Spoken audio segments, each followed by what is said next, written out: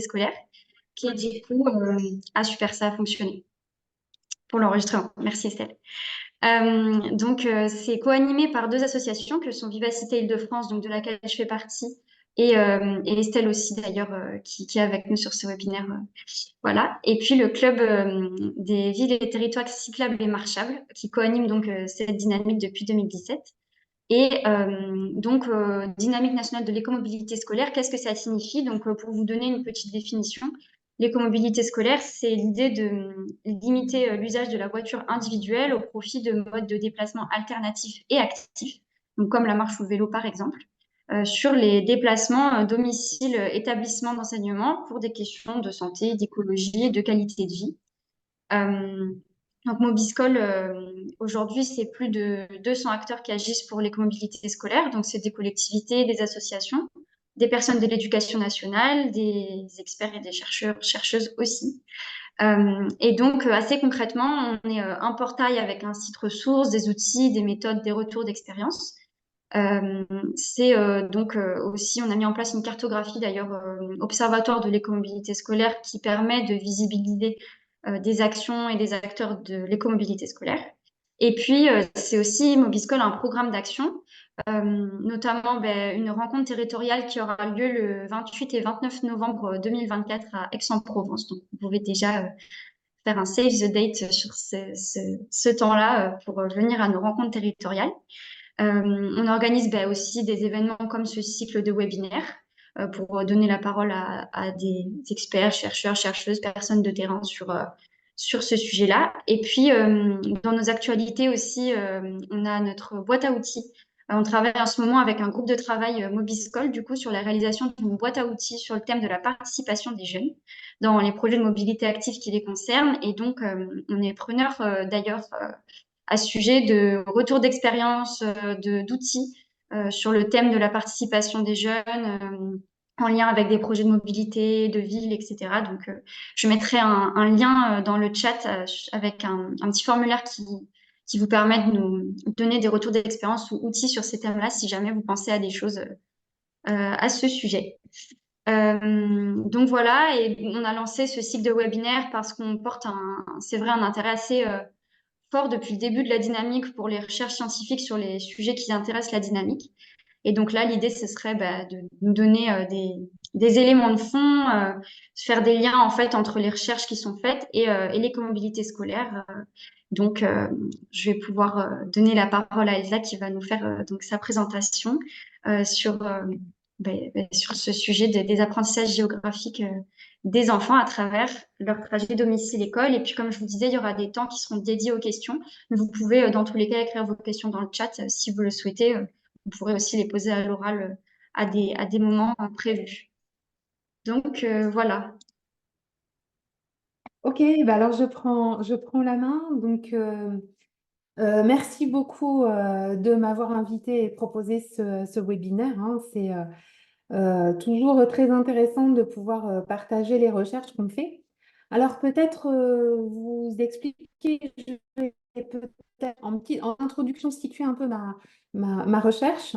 Et puis une première partie sur le dessin de représentation de l'espace des enfants comme une ressource pour accéder à leur spatialité. Après cette partie-là, on aura un temps de questions, c'est ce qu'on a prévu avec Juliette. Et puis après, on partira sur la deuxième partie qui est composée de deux petits points autour de la question plutôt du trajet domicile-école et de ce que moi j'ai pu voir à travers des recherches et des lectures. Alors, moi je travaille sur l'espace proche des écoles comme contexte et comme ressource pour les apprentissages géographiques à l'école primaire.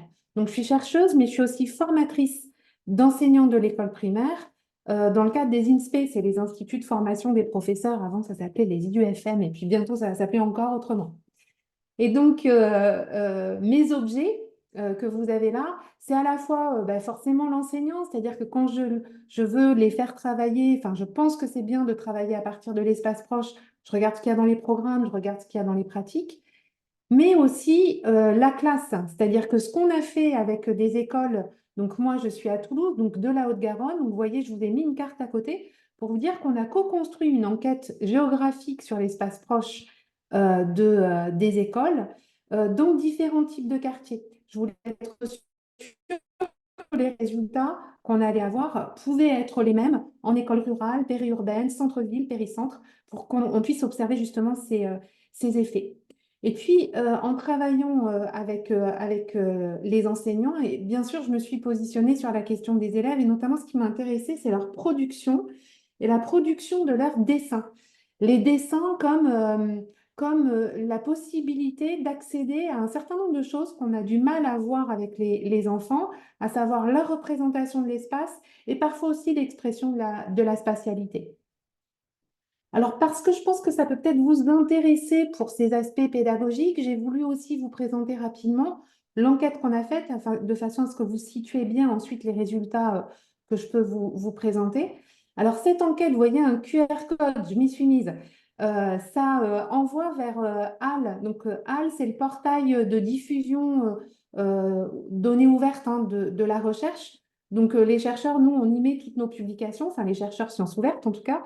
Donc là, vous trouverez l'enquête directement, c'est-à-dire le livret qui a été co-construit avec les enseignants et qui, en gros, reprend ces étapes-là. On est parti de l'expérience des élèves en leur faisant faire des dessins et en leur posant des questions sur leur quartier.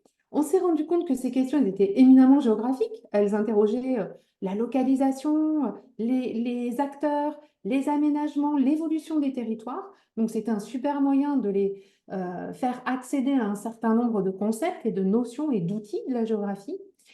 Ensuite, on a mis en place un protocole d'enquête qui a été un peu différent à chaque fois dans les classes, mais qui passait toujours par ces étapes-là. Observation du réel avec des sorties, surtout des sorties. Moi, je suis pro-sortie. Les enfants sont trop enfermés dans la classe, hein. Je suis pro-classe dehors aussi. Il faut qu'on trouve quand même des moyens de bouger cette forme scolaire. Observation de cartes et de plans avec un super outil que vous connaissez très certainement qui s'appelle le géoportail.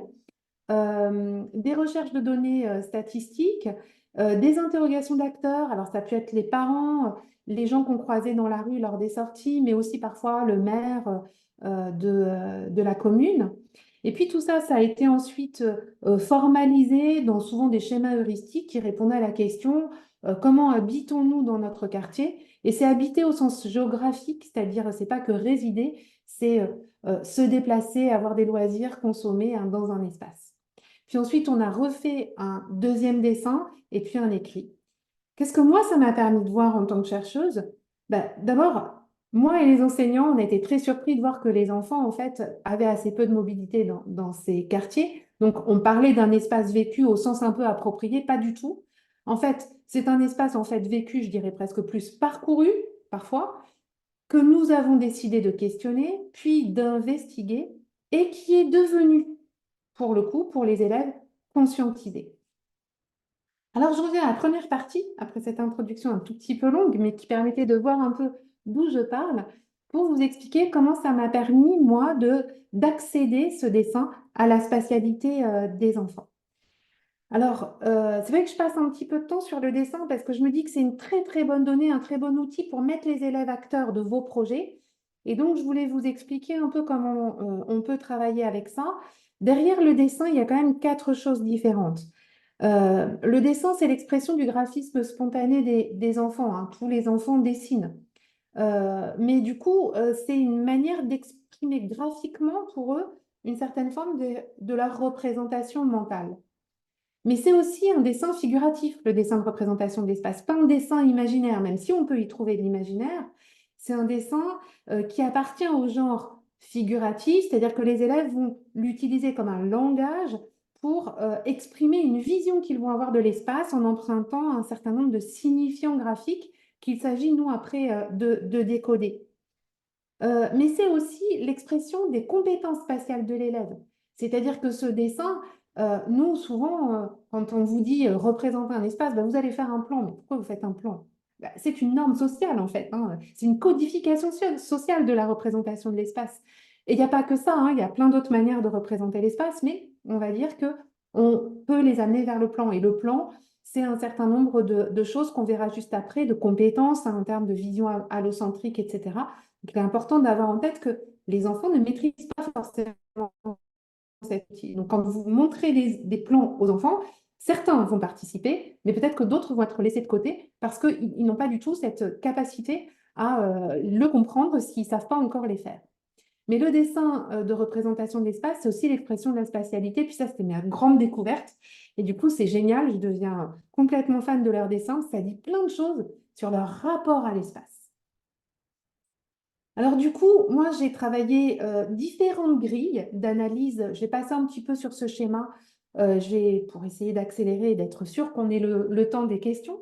J'ai fait plusieurs grilles pour essayer d'accéder à la compréhension de ces dessins. Des grilles comparatives entre les premiers dessins et les seconds, c'est ce que je vais vous présenter d'abord. Puis ensuite, j'ai regardé que les premiers dessins, c'est-à-dire avant les apprentissages, pour voir un petit peu ce que ça disait de ce que les élèves avaient dans la tête, de leur spatialité. Et puis j'ai croisé tout ça avec des entretiens avec les élèves, avec le croisement des deux grilles pour essayer, je vous le présenterai à la fin, de développer une petite typologie de la manière dont les enfants se représentent l'espace. Alors ça, c'est la première grille. En fait, voilà toutes les compétences que les élèves doivent mobiliser quand ils réalisent un plan ou un dessin de représentation de l'espace. Le point de vue déjà, c'est-à-dire que le point de vue, je vais vous le présenter juste après avec des exemples.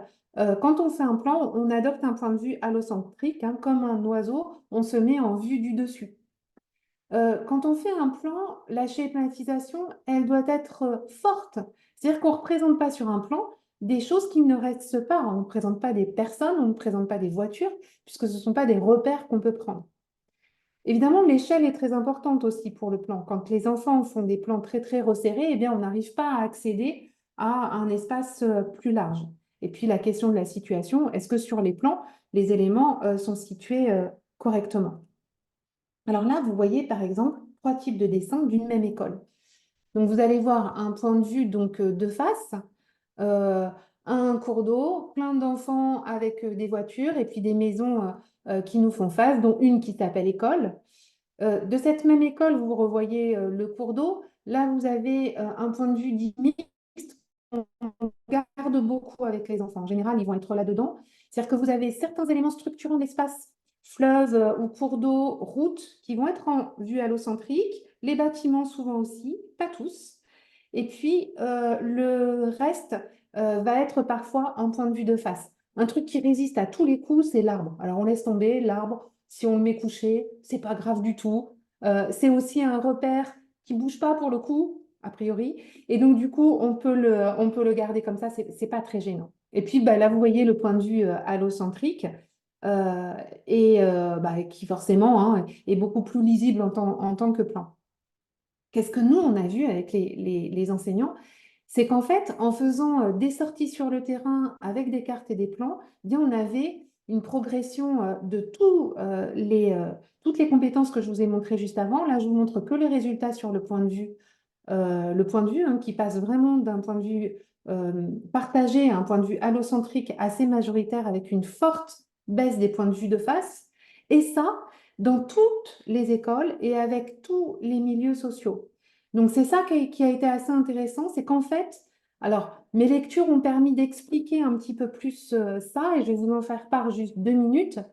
En fait, en neurosciences, on a pris conscience hein, qu'on était équipés tous, les hommes et les femmes, d'un GPS interne. C'est un équipement du monde animal, hein, ça n'appartient pas qu'à l'humain. Et c'est lié à trois types de cellules. Des cellules de lieu, des cellules de grille et des cellules d'orientation de la tête. Alors, qu'est-ce que ça veut dire? Ça veut dire que on va repérer des lieux, c'est-à-dire quand on repasse au même lieu, on le reconnaît, on sait qu'il est là. On va mettre ensuite les lieux qu'on connaît dans une grille, c'est-à-dire qu'on va les positionner les uns par rapport aux autres. C'est de la carte mentale neuro qu'on a, hein, qu'on a repéré chez les rats avec des expériences de laboratoire. Et puis, on a en plus des cellules d'orientation de la tête qui font que quand on bouge notre tête, notre grille, elle s'adapte. Hein, c'est ce qui fait que on sait que ce qui est derrière à un moment, si on se tourne, ça devient devant. Voilà. Et ces éléments-là, parce que c'est super intéressant, c'est quand on fait travailler les enfants en sortie sur le terrain, en suivant un itinéraire avec un plan sous les yeux, qu'on leur demande de tourner pour vraiment jouer le coup de la grille, eh bien, paf, les apprentissages, ils se font. Et pourquoi les enfants adorent ça? Eh bien, parce qu'ils ont un équipement, voilà, naturellement, et que tout d'un coup, on l'active. Alors, du coup, ils s'en saisissent et ils sont à fond, quoi. Après, ils font des plans, ils veulent des plans, etc. Bon, il y a certaines conditions, effectivement, pour que ça fonctionne. Donc, je vous le dis juste, si jamais vous faites ça, notamment si vous faites travailler des élèves sur des itinéraires, si vous avez un plan, il faut vraiment mettre le plan en se disant, bah, tiens, qu'est-ce que j'ai devant? Est-ce que c'est bien devant sur mon plan? Et quand je tourne, est-ce que c'est bien? Voilà. Et à cette condition, en faisant les va-et-vient, vous permettez vraiment aux élèves d'entrer dans ce rapport au plan et de suivre des itinéraires, d'effectuer des itinéraires. Voilà. Donc là, vous activez le GPS interne des enfants. Donc ça, c'était le premier résultat. Bah, en gros, quand on le fait, ça fonctionne. Donc c'est plutôt bien, hein, ce n'est pas toujours le cas, hein. Et puis, la deuxième grille d'analyse, qui porte plus sur la spatialité, que j'ai utilisée, cette grille, en fait, j'ai pris que les premiers dessins, c'est-à-dire avant les apprentissages, avant qu'on fasse l'enquête. Et là, j'ai regardé, alors j'ai compté tout ce qu'il y avait dans les dessins. En gros, j'ai vu 42 descripteurs. Et puis, j'avais 341 dessins, hein, donc c'est quand même pas mal. Et après, j'ai pris chacun des dessins et j'ai compté le nombre de fois où le descripteur apparaissait. Et avec ça, bon, j'ai fait tout un tas de calculs et ça m'a permis de sortir un certain nombre de résultats. Mais j'ai voulu aussi prendre des critères dits qualitatifs, c'est-à-dire que j'ai voulu essayer de voir aussi sur quoi, dans les dessins, les enfants portaient leur attention. Et pour ça, j'ai voulu regarder, j'ai noté l'élément qui était en position centrale, l'élément qui avait une proportion plus importante que les autres dans le dessin, et l'élément qui semblait avoir été dessiné avec le plus de détails, en gros sur lequel l'enfant avait passé du temps. Et je me suis dit qu'en croisant ces trois critères-là, je pouvais voir ce qui, pour l'enfant, avait le plus d'importance. Voilà, ça me permettait d'accéder un peu plus à ça. Alors, quelques résultats là-dessus vite fait avant de passer à la typologie. D'abord, peut-être je commence par le résultat qui est en bas à droite. Ça vous paraît peut-être idiot, hein, mais il m'a d'abord fallu voir s'il y avait bien un lien entre le dessin des enfants et l'espace réel. Parce que si tout leur dessin était totalement imaginaire, alors je pouvais dire ce que je voulais sur le résultat. Je ne pouvais pas en faire grand-chose. Donc ça, bon, j'ai pu la tester. Ensuite, ce que vous voyez avec le graphique, et ça a été quand même une sacrée découverte. C'est-à-dire que, bah, évidemment, il y avait l'école qui apparaissait fortement, route et maison, OK, mais en quatrième position, vous voyez quelque chose qui s'appelle signalisation. Et donc, qu'est-ce que j'ai mis là-dedans? Bah, à chaque fois que je voyais, bah, ce que vous voyez sur le dessin à côté, des passages piétons, des panneaux et des feux. Alors là, qu'est-ce que c'est que cette histoire? Je me suis dit, mais c'est pas possible. Et j'ai commencé à regarder ça de près. Et je me suis dit, mais qu'est-ce qui fait que les enfants, c'est ça qu'ils vont représenter en priorité? Alors évidemment, on va y revenir un petit peu après. Avant de passer au détail de ça, je reviens, donc je vous laisse un peu dans le teasing, hein, ça c'est la deuxième et troisième partie, hein, je fais un peu de teasing. Là, je voulais vous présenter un peu une typologie de la manière dont les enfants représentent l'espace par leur dessin. Parce que là encore, ça peut être important pour vous, si vous utilisez ça pour accéder un peu à la manière dont les enfants pensent l'espace, et notamment si vous voulez les faire participer, les rendre acteurs d'un certain nombre d'actions que vous voulez mettre en place. Alors, cette typologie, je suis arrivée avec eux. C'est lui, en fait, qui m'a fait faire la typologie. C'est lui qui m'a fait ça. Ce gamin-là, vous voyez, premier dessin, il commence à faire un plan. Deuxième dessin, il fait ça. L'enseignante, elle vient me voir, elle est effondrée. Elle me dit, mais c'est pas possible, regarde, il était à fond pendant toute l'enquête. Il a bossé comme un fou. Regarde le dessin qu'il nous fait. Je lui dis, attends, il n'a rien compris, il n'a rien appris. Je lui dis, attends, je vais le prendre en entretien, on va voir. Puis en fait, je le prends en entretien, puis je lui dis, mais qu'est-ce que c'est pas un plan ce que tu as fait? Bon, là, il est terrorisé, il me dit, ah bon, il fallait faire un plan. Je lui dis, bah, tu peux en faire un, il fait un plan, il est parfait, etc. Mais du coup, j'essaye de lui dire, mais qu'est-ce que c'est ça, ton truc? En plus, bon, je trouve magnifique le dessin, mais qu'est-ce que c'est? Eh bien, en fait, c'est là qu'il m'explique qu'il a dessiné ce qui lui a le plus plu dans l'enquête. En fait, leur quartier s'appelle La Paderne et ils ont compris à travers l'évolution du territoire que le nom du quartier est lié à l'ancienne ferme de La Paderne dont on trouvait les traces dans une allée d'arbres avec quelques petits bouts de mur. Et c'est ça qu'il a voulu me mettre dans son dessin. Parce qu'en fait, pour lui, quand il repense à cette enquête, il veut nous partager son souvenir le plus cher. Alors n'oubliez pas que les enfants, ils résistent. Vous pouvez leur faire apprendre plein de choses, mais quand vous leur demandez une libre expression, ils vont parfois vous dire des choses qui ne sont peut-être pas celles auxquelles vous vous attendez. Et ça, c'est hyper intéressant. Il faut toujours les interroger sur ce qu'ils ont décidé de nous faire. Alors, le deuxième type, c'est le cartographe. Bon, ben, le cartographe, il a compris ce qu'on lui demandait, hein. Et puis, il nous explique comment il a fait justement pour apprendre, hein. Là, elle nous dit bien, alors, elle est drôle, hein, parce qu'elle dit, j'ai fait ce que vous nous avez appris à faire, hein. Je regardais le plan, enfin, presque, elle me regarde un peu de haut. Quoi, pourquoi tu me demandes pourquoi je sais faire un plan? C'est ce que tu nous as appris. Ok, d'accord, bon. Donc, la cartographe, c'est celle qui utilise le plan et qui va du coup avoir complètement intégré cette norme de représentation de l'espace. La pisteuse, alors je dis la pisteuse parce que c'est elle, hein, mais il y avait aussi des pisteurs. Qu'est-ce que c'est que cette affaire? Là aussi, c'est des preuves de résistance des enfants aux apprentissages un peu normés vers lesquels on les emmène. Premier dessin, vous voyez, elle fait des bulles. Qu'est-ce que c'est que ça? Bon, ok. Différents lieux. En fait, ce sont les lieux qu'elle connaît et qu'elle traverse, qu'elle décide de représenter comme ça. Dans le deuxième dessin, vous voyez, on est sur une vue mixte, et puis en plus, il faut tourner. Hein, il faut tourner le dessin. Bon, ok. Je la prends en entretien, je lui demande de m'expliquer si les choses sont à côté. Elle me dit, ben non, pas du tout, comme si c'était évident, sauf que sur le dessin, on dirait que c'est à côté. Et puis, je lui demande de me refaire un troisième plan. Et encore une fois, là, elle m'explique comment elle fait le plan. Encore une fois, les choses ne sont pas à côté. Et en fait, vous savez ce qu'elle fait? Eh bien, de la même manière que quand vous devez aller quelque part, un endroit que vous ne pensez pas connaître, vous mettez votre GPS qui vous fait suivre une piste et qui vous met complètement dans la piste sans absolument avoir de vision des espaces que vous traversez ou des espaces vers lesquels vous allez. Eh bien, c'est comme ça qu'elle se représente l'espace. C'est-à-dire qu'en fait, elle est complètement habile dans son quartier, elle fait plein de choses toute seule, elle est pour le coup. Mais en fait, elle a pris des repères et ces repères, elle les a pris avec des pistes en suivant des chemins et des trajets qu'elle connaît. Si elle s'égare, elle ne sait plus du tout où elle est parce qu'elle n'a aucune vision allocentrique. Donc, c'est une forme de résistance qui est assez intéressante, puis surtout qui est assez partagée même par des adultes, hein, quand on ne prend pas cette peine hein, qu'à un moment de changer d'échelle et de regarder où on va et comment on y va. Et enfin, l'exploratrice, alors là, bon, je vais le faire rapidement, mais vous voyez, elle était à fond, hein. Cette petite, elle fait cette école, ce premier dessin, puis alors après, elle me fait celui-là, puis je lui dis, mais attends, pourquoi tu m'as mis des poissons là dans le lac? Enfin, c'est pas vraiment intéressant pour arriver à se situer. Et là, elle me dit, mais c'est pour te dire que si tu t'arrêtes là, sur le bord du lac, et que tu fais le calme, eh ben, tu vas voir des poissons. Et moi, je m'arrête souvent. Et moi, je veux te le dire parce que ça, c'est mon espace à moi. Et en fait, c'est magnifique. C'est-à-dire que là, elle nous met ses pratiques à elle. Donc, on se rapproche un peu de ce qu'on appelle la cartographie sensible. Et c'est assez chouette à voir. Le dernier, c'est notre fameux piéton, hein, piétonne.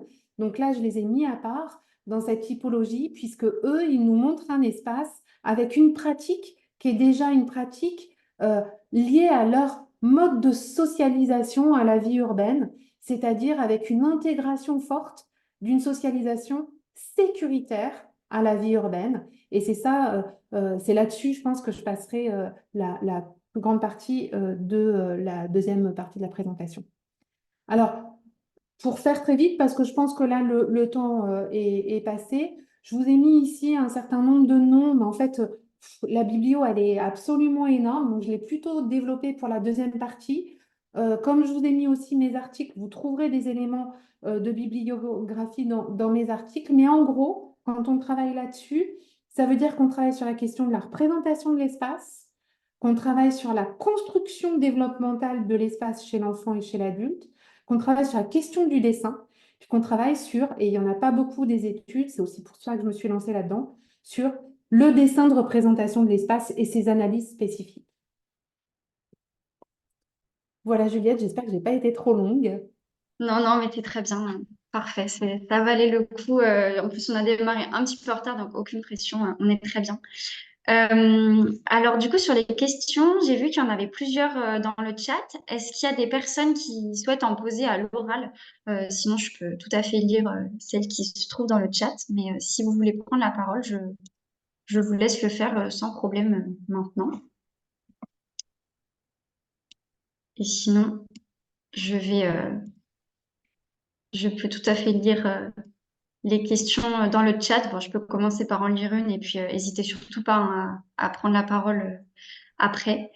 Donc, c'est quelqu'un qui demande est-ce qu'il s'agit d'élèves qui sont dans des écoles, des hypercentres, des zones périurbaines ou y a-t-il eu aussi des écoles en milieu rural ou territoire peu dense?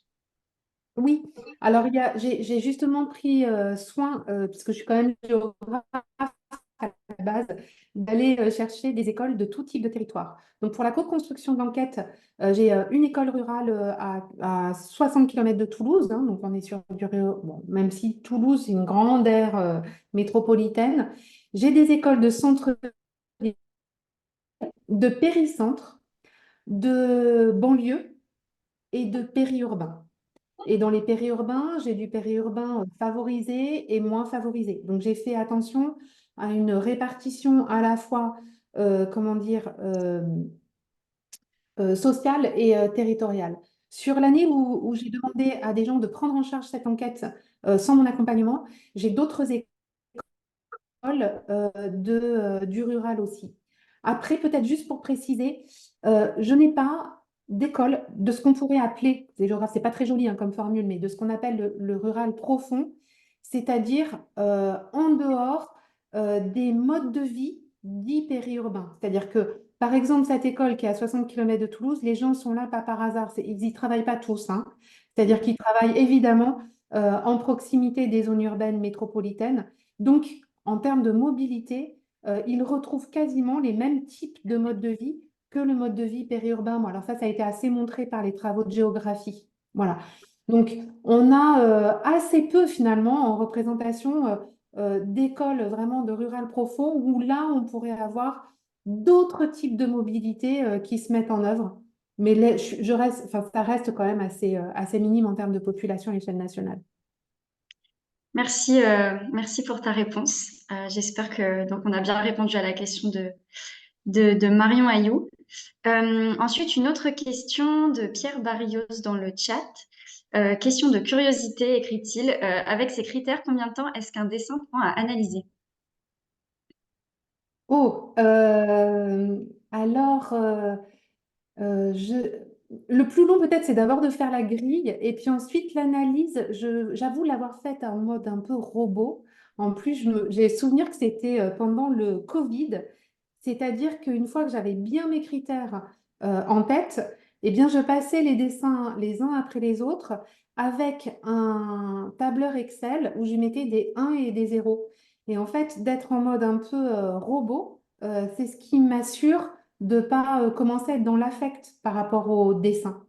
Ça, c'est pour répondre sur la manière dont j'ai produit les résultats vraiment. Après, évidemment, les dessins, je les ai regardés de d'autres manières, c'est-à-dire mais plutôt quand j'ai voulu choisir, par exemple, les élèves que je voulais interroger en entretien, ben là, je suis allée chercher des dessins qui m'interrogeaient ou des dessins qui étaient représentatifs d'un certain nombre de résultats. Donc, bah, j'y passe beaucoup de temps, oui. C'est pas, enfin, je ne sais pas si je réponds en fait à votre question. N'hésitez pas à la poser à l'oral parce qu'elle est très chouette, votre question, elle m'intrigue. Je ne sais pas ce que vous voulez savoir derrière. Si je peux y répondre mieux, n'hésitez pas. Alors, je ne sais pas si vous souhaitez prendre la parole, mais sinon, on a d'autres questions à la suite. Qui sont donc lors des demandes faites aux enfants pour réaliser les dessins, quelles ont été les questions qui leur ont été posées pour représenter leur espace? Ok, question très simple. En plus, j'avais même fourni le modèle de feuille pour que ce soit tout le temps pareil, pour plein de raisons en plus en termes de récupération des données. Dessine le quartier autour de l'école. Hmm. Et ça a été la question pour dessin numéro un, dessin numéro 2. Et donc, je suis restée sur dessine, hein. C'est-à-dire, même pour le numéro 2, je suis pas allée fait le plan, hein. J'aurais pu, mais et là, comment dire, si j'avais demandé fait le plan, j'étais vraiment que dans la tâche scolaire. J'étais plus Hmm. dans l'activité qui pouvait permettre éventuellement l'expression de la spatialité. Donc, en termes de protocole de recherche, il fallait que je sois sur les deux mêmes, ce qui a pu perdre certains enfants du côté scolaire mais c'était pas important. Voilà, enfin, c'était pas l'objet pour moi. Ok, merci pour ta réponse. Je réponds tout de suite à Sophie. Pour la récurrence d'éléments de signalisation, effectivement, je réponds à la place d'Elsa, mais elle va développer juste après dans les parties qui suivent. Et du coup, une autre question pour toi, Elsa, de Céline Leca. Combien de fois avez-vous rencontré les enfants et combien de temps avez-vous passé avec eux? Et qui s'excuse de ne pas pouvoir ouvrir son micro parce qu'elle n'est pas seule. Donc Ok. voilà. Alors, j'ai eu 2 années de terrain. La première année, j'ai travaillé avec 6 écoles et j'ai passé presque toutes les séances avec eux, presque toutes, hein. C'est-à-dire que j'y étais, mais en retrait par contre. C'est-à-dire que c'était les enseignantes qui menaient à chaque fois les séquences. Et moi, j'étais là parce que je filmais les séquences, parce qu'on débriefait, c'était des moments de rencontre aussi avec les enseignants pour débriefer sur la séance, co-construire. Je faisais rencontrer les enseignants tous ensemble, puisqu'on était 6 sur la première année. Par contre, la deuxième année, j'avais fait évidemment le choix dans mon protocole d'être complètement absente. Hein, le but, c'était que là, je ne sois plus du tout là pour voir si les mêmes résultats se reproduisaient sans mon accompagnement.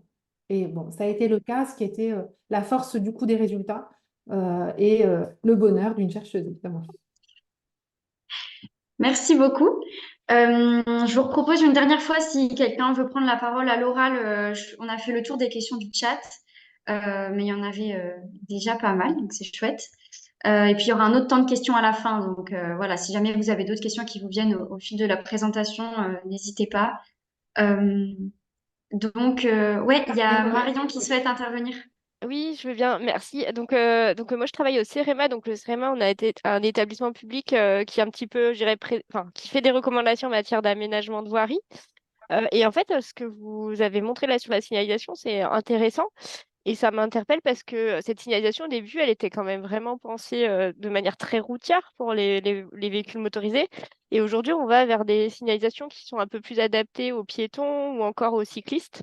Mais on y va, je dirais, voilà, doucement. En fait, il y a des possibilités, par exemple, d'utiliser différentes couleurs aux abords des écoles, dans des zones de rencontre, etc. Est-ce que justement, donc ces éléments, si j'ai bien compris, ils ressortent comme vraiment des points de repère pour les enfants? Mais voilà, est-ce que vous pensez que si, au regard de ce que vous avez perçu, est-ce que c'est mieux que ça soit homogène ou est-ce qu'il faut laisser aussi peut-être de la liberté, de la couleur dans tous ces dispositifs? Alors, je ne sais pas ce que je pense, enfin, je sais pas. En tout cas, par contre, ce que je peux vous dire, c'est que quand, vous savez, des fois, il y a des signalisations en forme de crayon. Oui. Voilà, ben ça, je les ai vues dans les dessins. Ça faisait Donc partie des... ils repèrent ce genre de, un Ouais, peu bien comme sûr. des. Ça faisait partie des indices qui me permettaient de vérifier qu'on avait un lien entre le territoire Et et ouais, et le dessin. Après, les préconisations, je pense, enfin, comment dire, je pense pas être à même de pouvoir faire des préconisations comme ça. C'est vrai que moi, mon positionnement, c'est peut-être de vous dire ce que je vois. Euh, et j'ai pas non plus fait un travail spécifique sur cette signalisation. Là, d'ailleurs, je le dirai en conclusion, je démarre d'autres recherches sur autre chose qui peut-être fera écho pour vous. Mais par exemple, ce que je peux vous dire, c'est que si vous voulez voir les effets, ça peut valoir le coup de travailler sur les dessins des enfants. Et vous pouvez peut-être voir des effets. Alors, moi, je ne peux pas faire des recherches sur Mhm. tout, mais ça, il me semble que ça peut être intéressant d'aller regarder ce que les enfants dessinent par rapport à ça, ce qu'ils repèrent, ce qu'ils envoient et peut-être comment ça bouge si vous les aidez à conscientiser ça.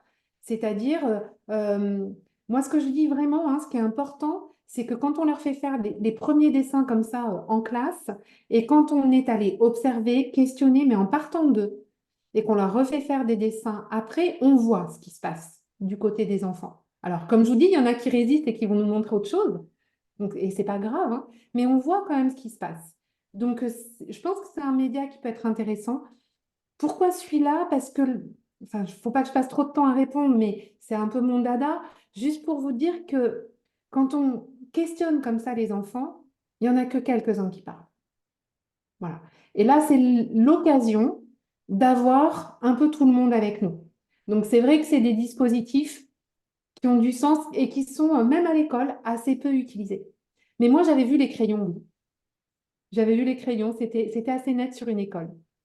D'accord, merci. En tout cas, je retiens l'idée pour voilà, quand on fait des évaluations de réaménagement des abords des écoles, etc. Ça peut être intéressant de voir peut-être avant-après C'est si ça. justement les changements qu'on fait dans l'aménagement urbain, ils sont perceptibles ou pas pour les enfants et s'ils ressortent surtout parce que c'est.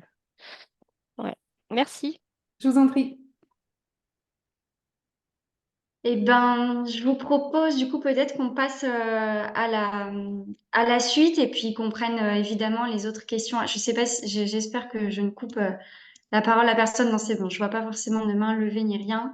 Et puis on prendra la suite des questions à la fin. Il y a un autre temps si jamais il y en a d'autres.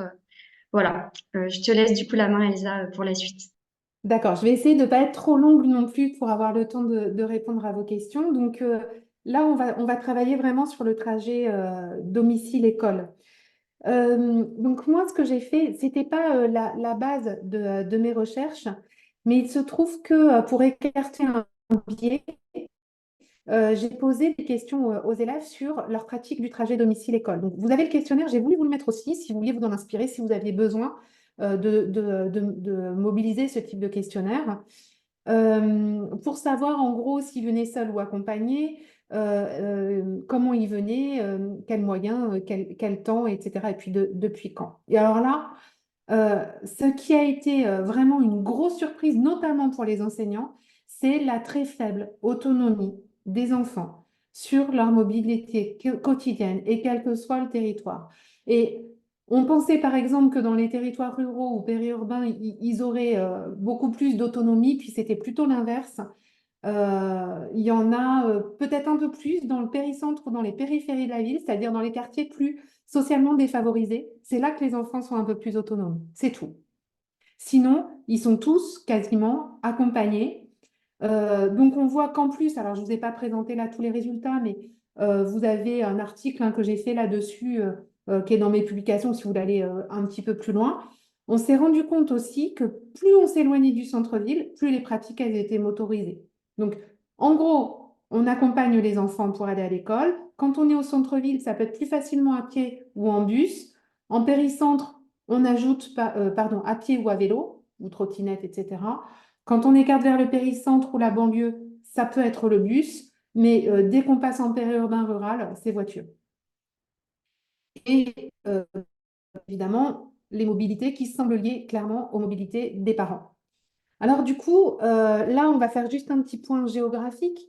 Qu'est-ce que ça veut dire et qu'est-ce que la géographie a à dire sur justement ces pratiques de mobilité? La géographie, maintenant, elle ne regarde plus trop les espaces, hein. La localisation, tout ça, c'est fini. Elle travaille sur les acteurs, elle travaille sur les pratiques. Et là, je vous montre une carte assez peut-être étonnante. C'est une carte d'une personne, en fait. C'est Valérie, aide-soignante, 37 ans. C'est un article de Laurent Cailly qui est passionnant. Et ben, on voit les lieux où elle va, comment elle y va et ses pratiques de déplacement. Vous voyez que la géographie, maintenant, elle va se faire comme ça. Alors, qu'est-ce qu'on sait des rapports à la ville et des modes de vie? Eh bien, ils ont été complètement transformés par l'étalement urbain et la périurbanisation. Bon, ça, on le sait.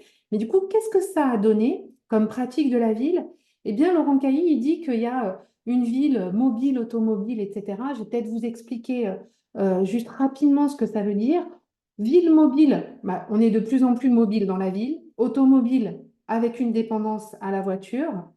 Je finirai par boucle programmée, je vais le faire dans l'autre sens. En réseau, parce qu'en fait, on met en réseau plusieurs lieux, travail, domicile, loisirs, courses, etc. Polycentrique, parce que ces lieux vont souvent être hiérarchisés. Il y a des lieux où on va tous les jours, des lieux où on va en plus le week-end, des lieux où on va une fois par mois.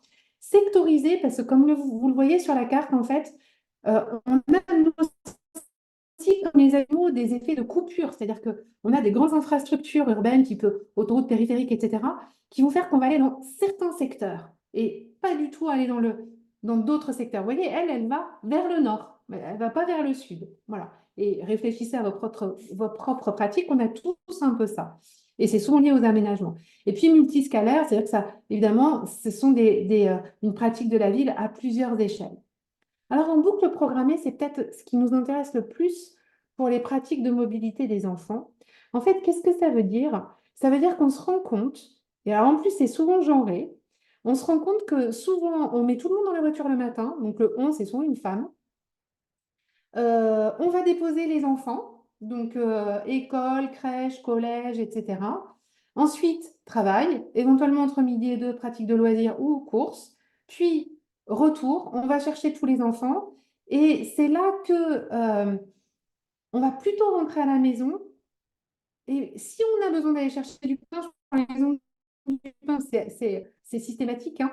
On va s'arrêter à une boulangerie où il y a un parking, comme ça on peut laisser les enfants dans la voiture, on va chercher la baguette, on rentre et on ramène tout le monde à la maison. Plutôt que de ramener tout le monde à la maison et de sortir à pied à la boulangerie de proximité. Vous voyez, je pense, ce type de mode de vie. Et ça, c'est pas sans effet, évidemment, sur les pratiques des enfants. D'autres études, évidemment, donc là, je vais plutôt aller du côté de la sociologie, sociologie urbaine ou sociologie de l'espace, montrent un déclin de l'autonomie des enfants dans la ville et toujours cette influence forte de la mobilité des parents. En fait, la mobilité des enfants, elle a reculé, plutôt même vers l'adolescence, ce qui augmente les risques d'ailleurs. Donc, par rapport à la dimension sécuritaire, c'est presque contre-intuitif en fait. Et c'était Sandrine Depeau qui dit ça. En fait, les enfants entrent dans la mobilité par l'immobilité. Et ça, c'est la conséquence d'un choix de vie, qui est le choix de vie d'avoir une chambre individuelle par enfant et, si possible, un jardin, qui a conduit les familles à s'éloigner des centres-villes et enfin, en raison notamment des coûts de l'immobilier, et donc à augmenter ces boucles programmées, c'est-à-dire la planification des mobilités et des activités au quotidien. Et puis, troisième élément, le contexte urbain a clairement favorisé des restrictions de mobilité pour des questions sécuritaires qui, elles, sont associées au danger de fréquentation de la rue. Alors, c'est ce que je peux expliquer dans cette diapo-là. Pourquoi la rue est dangereuse? À cause du tout automobile. La primauté est donnée à la voiture dans les déplacements, mais en plus, dans les aménagements urbains, l'espace qui est octroyé à la voiture est très important, même si il y a des aménagements qui se font petit à petit. Il y a une mobilisation très forte qui a été faite dans la plupart des aménagements des villes depuis les années 60, une mobilisation énorme de moyens et de ressources pour permettre la circulation et le stationnement des voitures. Et les piétons, alors je le dis parce que ça, des fois, ça paraîtra aberrant, sont toujours obligés de se déplacer jusqu'aux aménagements qui leur sont prévus pour pouvoir traverser ces fameuses routes extrêmement dangereuses. Et c'est ça qu'ils nous disent les enfants. Ils nous disent ça. Ils nous disent, oui, bah, en fait, mon espace, c'est un espace qui est fait pour la voiture. Et moi, j'ai des petits espaces où je marque piéton, voilà, pour dire là, j'ai le droit d'aller, là, je n'ai pas le droit d'aller. Ça a évidemment des conséquences aussi sur la diminution des modes actifs de déplacement, des relations de voisinage. Je vais passer de l'érosion du cadre de vie, de la santé humaine.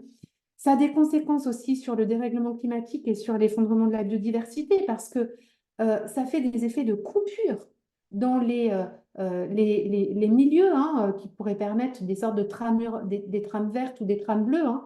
Donc des coupures des infrastructures en milieu urbain et un renforcement en plus de l'artificialisation des sols. À chaque fois qu'on a un parking, on ne met pas de parc, hein. Alors du coup, pourquoi ça augmente la dimension sécuritaire du rapport à l'espace des enfants? Euh, euh, Si vous voyez par exemple ce dessin, vous voyez que l'enfant va nous représenter, donc c'est son premier dessin de représentation de l'espace, il va nous représenter alors à la fois ce moment d'attente, quand il est juste devant l'école.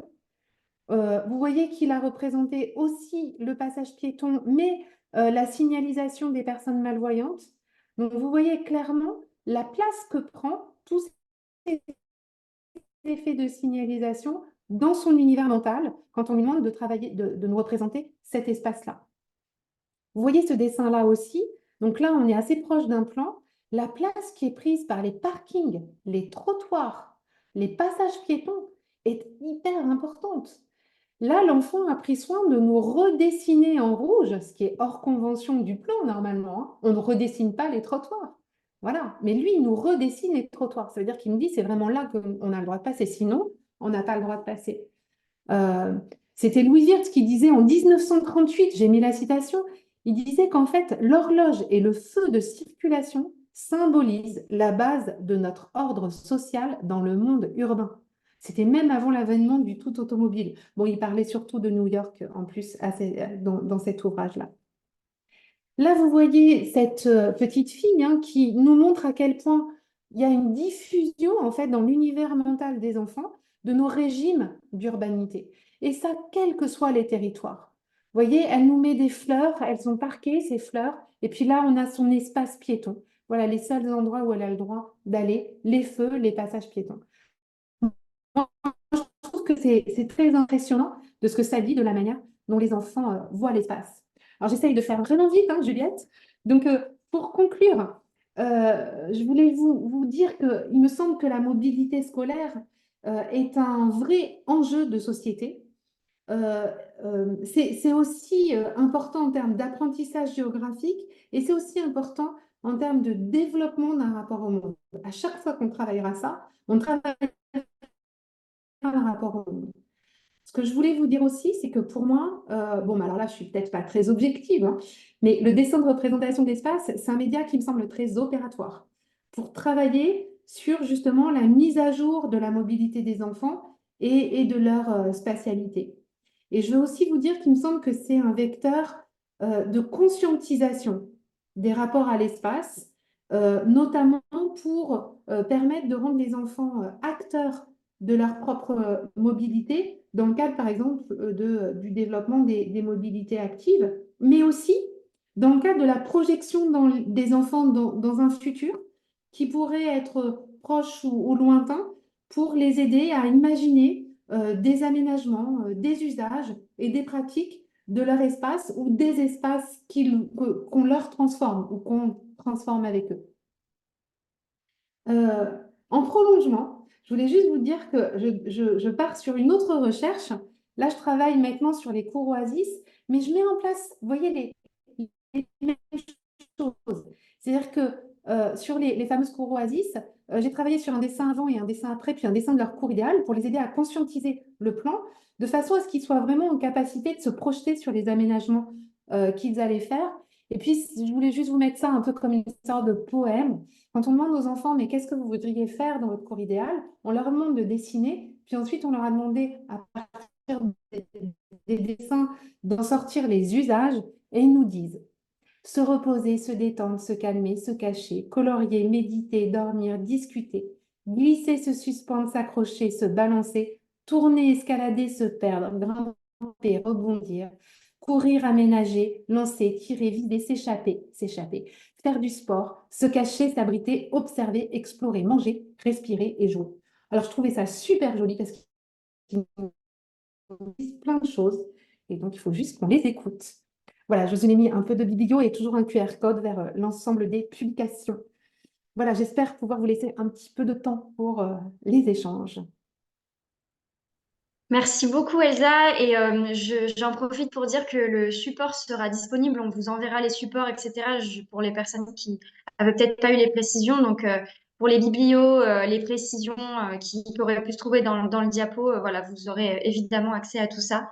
Je vais commencer par donc vous proposer s'il y en a qui veulent prendre la parole de vive voix.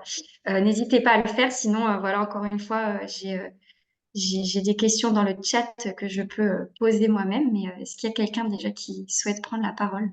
Je vous laisse le faire si c'est le cas. Moi, j'ai une petite question. Je voudrais pas monopoliser la parole. Je trouve ça très intéressant et je me posais la question de si vous envisagiez peut-être est-ce que ce sera pas intéressant dans 10 ans, dans 15 ans, de voir, de refaire le même type d'études, en fait, avec la même classe d'âge et de voir si les représentations changent et les manières aussi de représenter, enfin, c'est-à-dire à la fois le contenu, mais aussi de comment ils représentent l'espace. Parce que c'est vrai qu'on a des générations qui sont de moins en moins au contact de cartes papier. Puisque finalement aujourd'hui elles sont, enfin tout est numérique et tout est en plus représenté de manière un peu auto-centrée et sans vision globale. Et du coup, voilà, je me demande si ça a un impact sur, enfin, si ça pourrait avoir un impact sur après, quand même, une difficulté de se représenter les choses comme dans une carte, en fait. Alors oui, je sais pas si je vais prévoir ça, vu déjà tout ce que j'ai prévu là pour les années à venir, donc je sais pas. Par contre, non, je peux vous répondre plutôt sur. Alors, les cartes format papier, c'est pas important. C'est important quand on se déplace avec eux, ça c'est sûr. Par contre, l'utilisation du géoportail et apprendre à des élèves à utiliser le Ouais. géoportail, qui est un vrai outil de visualisation de données cartographiques françaises, hein, donc c'est un outil extrêmement riche. Nous, on leur a appris aussi à utiliser le site IGN Remonter le temps pour voir comment évoluer les territoires dans le temps. C'est un site qu'ils adorent. Et nous, ce qu'on a plutôt fait, c'est qu'on leur a, parce qu'ils étaient tous hyper demandeurs, on leur a fait un petit flyer qui est d'ailleurs dans le, je crois qu'il est dans le guide, hein, comment utiliser Géoportail et Gênes remonter le temps à la maison. Et on a plutôt une augmentation de la lecture de cartes en fait et de l'utilisation des cartes. Et on n'a pas besoin d'avoir des cartes papier. Ils peuvent le faire en numérique. Ce qui est important, c'est qu'ils ne soient pas que sur des GPS. Voilà, c'est Mm, juste mm. ça en fait. Voilà. Ouais. Des outils de géovisualisation, leur apprendre à les utiliser en classe, oui, ça me paraît important. Maintenant, eh bien, moi, il me semble que ça va bien se passer si tout le monde travaille sur l'espace proche et le dessin de représentation d'espace. Si vraiment on arrive à l'école, nous, mais là, je parle de la formation des enseignants, à faire passer ces éléments-là, et on a un programme qui nous y autorise. Donc, on a vraiment, pour le moment en tout cas, on a vraiment des éléments forts pour le faire. Je pense qu'on peut, oui, faire changer un peu les pratiques de représentation de l'espace. Oui, et juste peut-être une info, et là, c'est pas du tout au titre du CERVA, mais plus en tant que maman d'une fille de CM1 qui était l'an dernier en CE2. En fait, elle avait fait course d'orientation et j'avais été surprise, c'était pas du tout une pratique avant tout sportive, mais c'était vraiment, ils ont beaucoup travaillé sur aller dans un parc urbain, se représenter. Alors, c'était quand même le parc de la Tête d'Or qui est quand même très grand, hein, puisque le tour fait 4 kilomètres quand voilà, quand on fait le tour. Donc ça a été à différentes échelles, mais ils ont vraiment travaillé sur la représentation cartographique du parc. Alors en prenant d'abord une portion du parc, après plus grand, et après et avant d'être un peu en autonomie dans le parc. Et je trouvais que c'était intéressant de se dire finalement quelque chose qui était présenté sous l'angle sportif était finalement très lié à de la géographie. Voilà, alors c'est souvent le seul, quand c'est pas travaillé au sein de la géographie, c'est le seul endroit à l'école où ils travaillent sur le repérage dans les classes proches. Et là, certainement que l'enseignante a croisé les deux types d'apprentissage Oui, puisqu'elle je est pense polyvalente. aussi. Ouais, C'est l'idéal, c'est tout à fait je pense l'idéal. aussi. En tout cas, il y avait une vraie différence après, avant, enfin avant, après, dans la Et manière, je trouve, de se représenter. Ouais. Merci en tout cas, très je riche. vous en prie. Euh, alors, est-ce qu'il y a d'autres personnes qui souhaitent prendre la parole de vive voix? Sinon, j'ai plusieurs questions dans le chat. Oui, bonjour, vous Oui, m'entendez? bonjour. Oui, tout à fait. Oui, donc c'est Annick de l'association de vélo, de promotion du vélo, s'il vous plaît. C'est juste une toute petite remarque. Donc les associations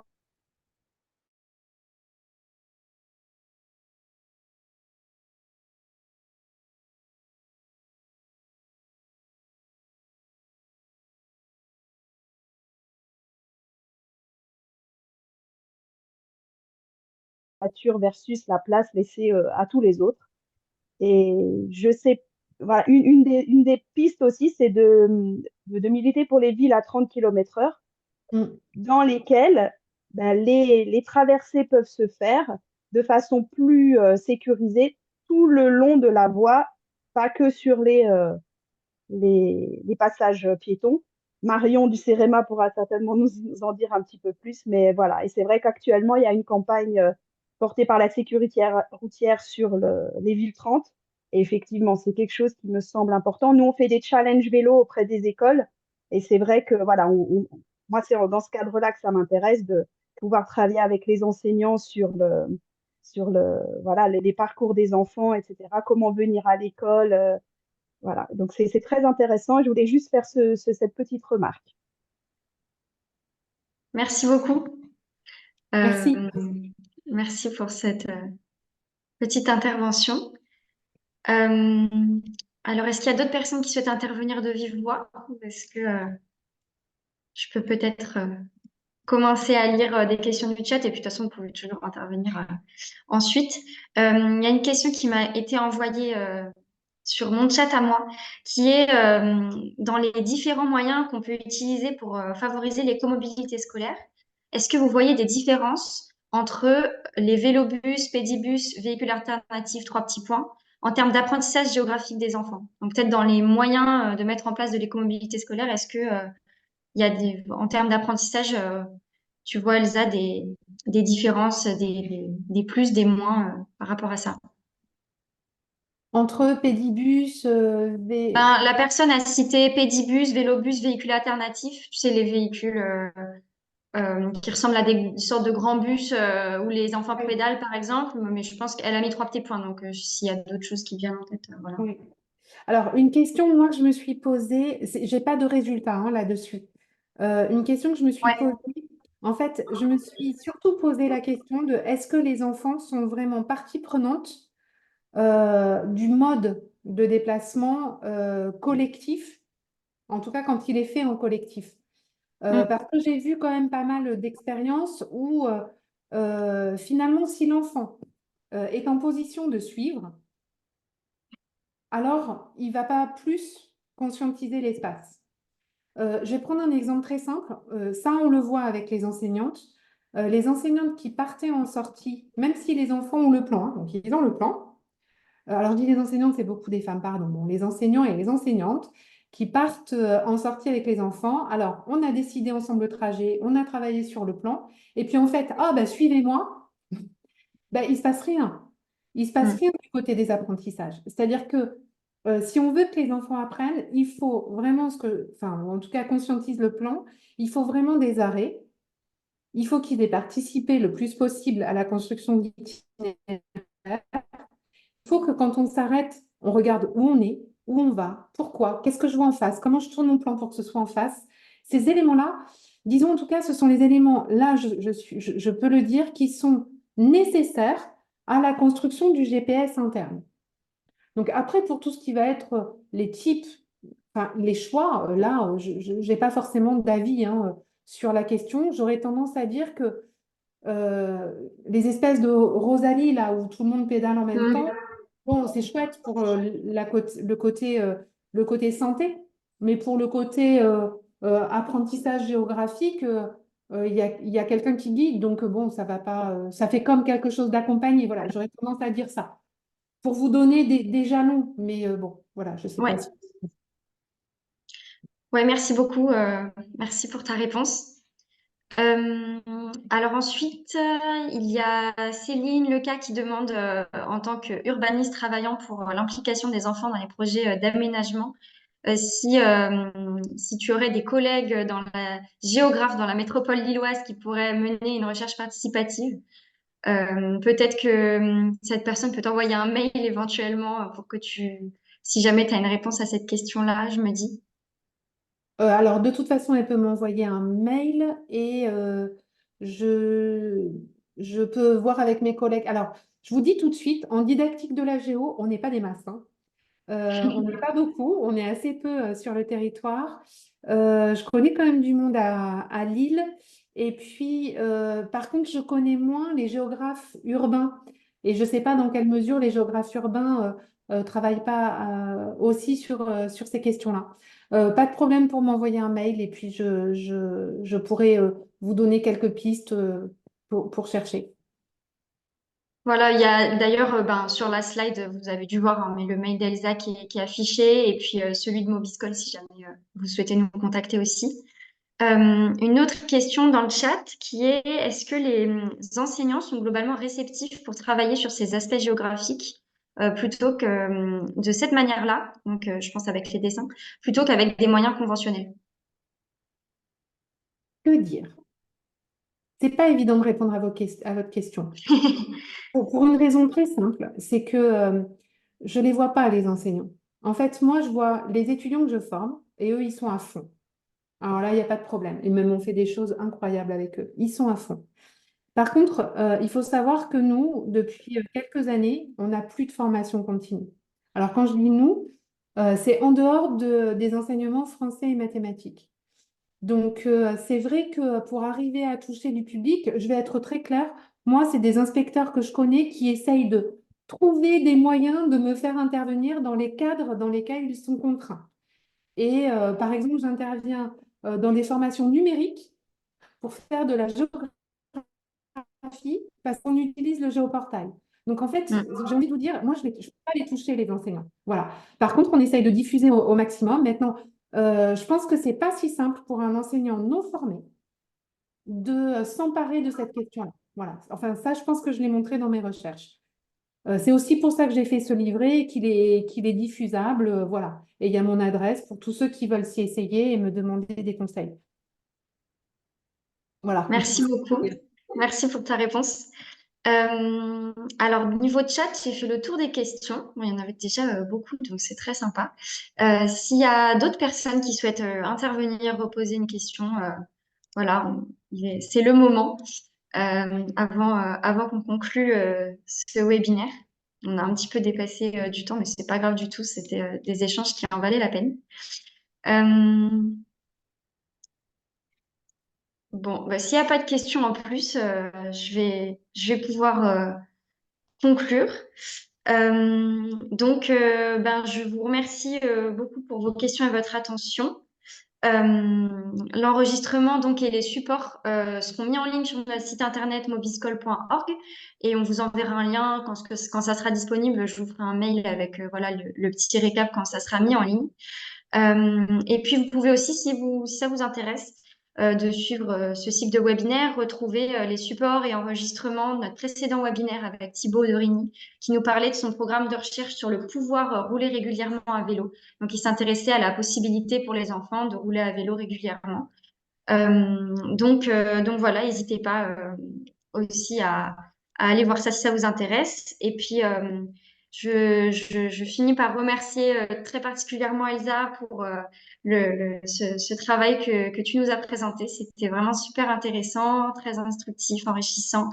Et puis, merci pour ces échanges et le temps que tu as passé à préparer ce webinaire avec moi.